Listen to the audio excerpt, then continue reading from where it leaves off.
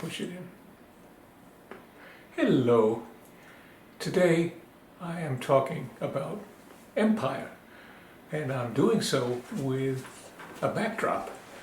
This is an Ethiopian painting of the Battle of Ottawa, where the Ethiopians defeated the Italians on Sunday, the 1st of March, 1896. The Italians were attempting to conquer Ethiopia. The Ethiopians were obviously resisting. The Ethiopians had received weapons from France and from Prussia. The Italians had new Carcano rifles, but General Baldissera refused to issue them to his troops because he was pressed for resources and wanted to use the old cartridges which fit with the old, not so effective rifles. The Italians had outdated artillery. The Ethiopians, in fact, had some newer artillery and a better strategy. They drew the Italians in. The Italians became overextended, exhausted, close to running out of supplies. General Baldissera wanted to retreat to better ground where he could wage a defensive, but was overruled by his generals, who insisted that this would be dishonorable, that it was better to lose more Italians in battle than to retreat. Well, it turned out to be a disaster for Italy. The invasion of Ethiopia failed, but later, under Mussolini, Ethiopia was, of course, invaded again in the 1930s and conquered. It's an interesting and colorful story, and the reversal of what happened in most cases, where colonizing powers, especially Western colonizing powers, were victorious. In today's talk, I want to address the problem of empire in a more general way. I want to look at its role in history, the difference that occurred in modern empires after 1870, which marked a new period of imperialism. Ask why and how colonialism, imperialism, and conquest became delegitimated when for thousands of years they had been seen not only as acceptable but even quite honorable. I'll also look at how racism enters into the picture, which is a largely modern phenomenon. Finally, and I don't have time for this, but I'm sure in other talks or lectures that you will receive it will be covered. Even after colonialism ended, we're talking here the 1960s, when the vast majority of former European colonies regained their independence. But again, it's not only Britain, France, Portugal, and Spain that had empires. The United States, Russia, Austria-Hungary, Japan. Not all of their territories became independent in the 1960s, and not all of them have become independent since. But colonialism has more or less passed into history. However, we have neo-colonialism. It's a very interesting question of the ways in which colonialism went underground, so to speak.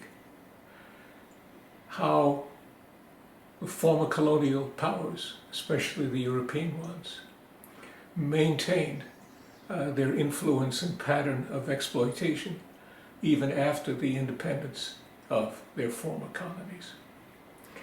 Finally, and I hope I have time for this, if not in today's talk, in the succeeding one, how should we evaluate empire? Should we simply condemn it outright and use today's understanding of empire? to assess empire in the 19th century, in the 17th century, in ancient Rome or ancient Greece? Or should we try to understand it through temporally appropriate and specific understandings, and then look at how our understanding of empire has changed over the course of time?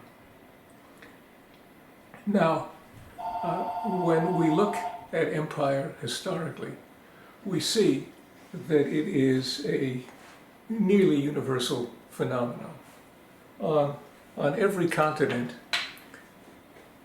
powerful political units have sought to subjugate their neighbors. They succeed in doing so because invariably they have a larger agricultural surplus. And that surplus enables them to support a military caste whose sole job is fighting wars and conquest. This gives them a decided advantage over their neighbors. It's not surprising, therefore, that early major empires grew up along river valleys that produced excess agricultural produce once local peoples were in effect subjugated and forced to produce them for the leadership. And here we encounter our first question of assessment. Historians traditionally have seen empires as vehicles of civilization. Chinese Empire, Indian Empire, Arab and Ottoman empires, and of course the Roman Empire. Arguments can be made that the surplus allowed a class a certain degree of leisure and wealth, and that in turn led to philosophy, science, and artistic decoration in the form of architecture and indeed every other form of the arts. Against this, we need to recognize that the vast majority of people who populated these empires were not producing the surplus at will. They were, if not close to being enslaved, exploited in serious ways. In a recent book written by my former graduate school classmate at Yale, Jim Scott, called Against the Grain, he shows how repeated efforts to start urban civilizations along these waterways failed. And they failed because people left, they produced environmental damage. In effect, people had to be forcibly settled to become sedentary agricultural producers. For much of early history, life as a nomad was not only freer and more enjoyable, but healthier, and those who led such a life were longer lived. So empire and oppression have an association that goes back to the beginning of history. These empires often lasted for a very long time. They had two principal sources of collapse. The first was overextension. And here we can use the example of Rome and China. Expansion was endless. It was endless because conquering other peoples, displaying virtue in battle, prowess in battle, was a way for young men, generals, later emperors, to gain esteem and standing in power. So right from the beginning, empire is wrapped up with the claims for status. And the more people gain status this way, the more their successors feel that they have to do the same. So endless pressures on Rome to expand until it reached its natural limits. Consider the Hadrian's Wall in Scotland, which is a remarkable accomplishment for the Romans first to have conquered England and then moved their way north, and to have had major forces and then a wall confronting Scottish Pictic forces across their border. In the south, they conquered all of Africa, the African littoral, and were stopped by the Sahara. In the east, there was the Persian Empire. Ultimately, the Romans could only go so far against Persia, and toward the end of the empire, it was a foolhardy attack by a late emperor on Persia that set in motion events that would ultimately lead to the empire's downfall. In Rome and in China, empires were initially created by relying on the farmer class, the peasantry, I suppose is the term we would use today, as troops. Enlistment was either encouraged or there was a draft. But over time, and certainly in Rome in the course of the empire, these independent property holders became serfs and served on large estates, which were the product of conquest as well, because these latifundia were often given to generals and high-ranking officials as rewards for their military service. In the absence of conscripts and volunteers, Roman and Chinese emperors increasingly made use of foreign mercenaries. In the case of Rome, and later in China too, these mercenaries became powerful enough that they in turn took over the empire. The second and related pattern of overextension has to do with hubris. Some of you may know that the Greeks consider hubris a category error. People confuse themselves with the gods, think that they can control events and impose their will on their environment and other people. Hubris is almost invariably a pathology of the powerful. Powerful people, powerful states seek more status and glory through further extension. Thucydides tells us the story of the Athenian Empire and how once it took itself outside of the community of Greek states, where its hegemony was something conferred on it by others for what Athens had done for the community as a whole. Once it took itself outside of this and transformed its alliance into an empire, others became resentful and wanted to rebel.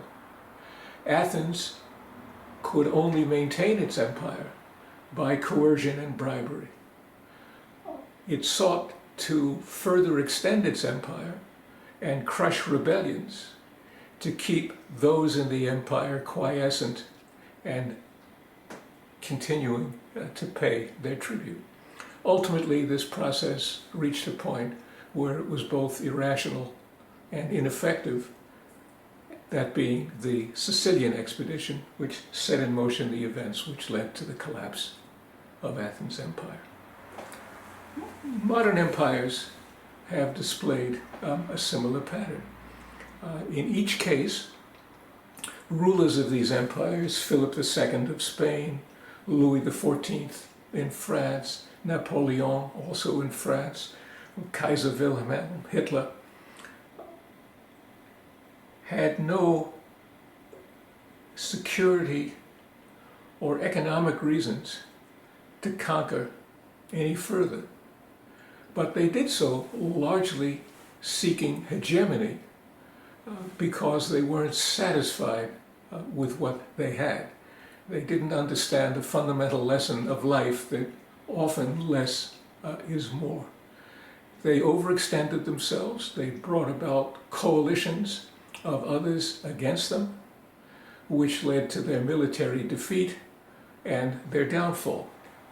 One could argue that the United States is involved in a process like this, not leading directly to its military downfall, but an overextension that has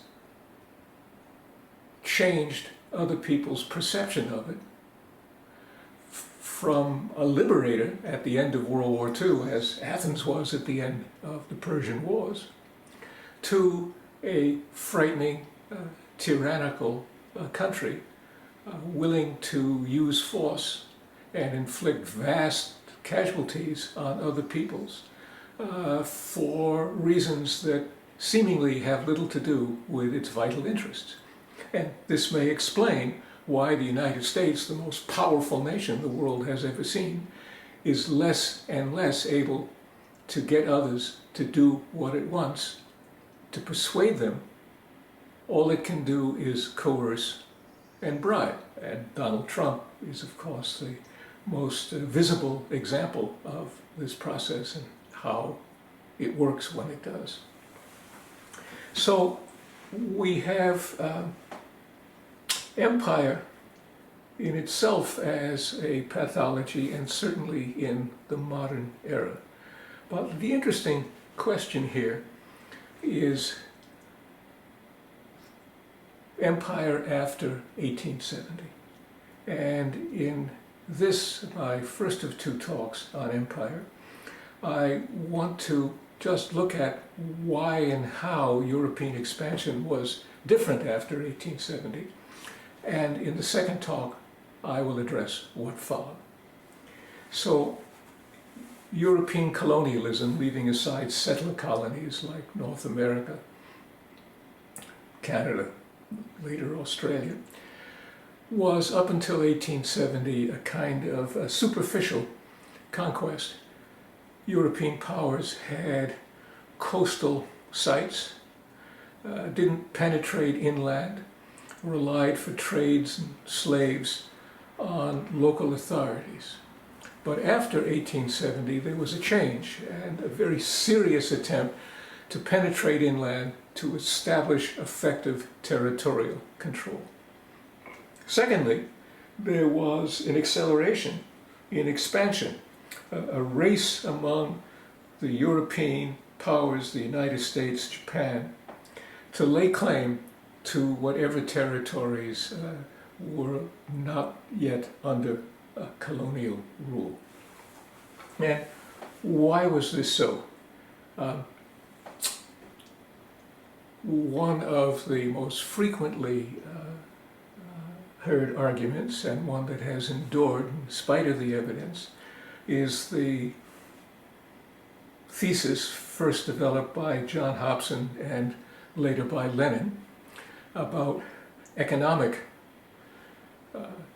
forces driving empire. A second argument is political and has to do with reasons of security ruling new conquests. And the third argument, which I'm associated with, has to do with empire becoming the sine qua non of greatness. To maintain yourself as a great power or to achieve great power status, you had to have a navy and an empire in the late 19th century. In my next talk, I will examine these three arguments in detail and also look at how empire became delegitimated. Thank you very much.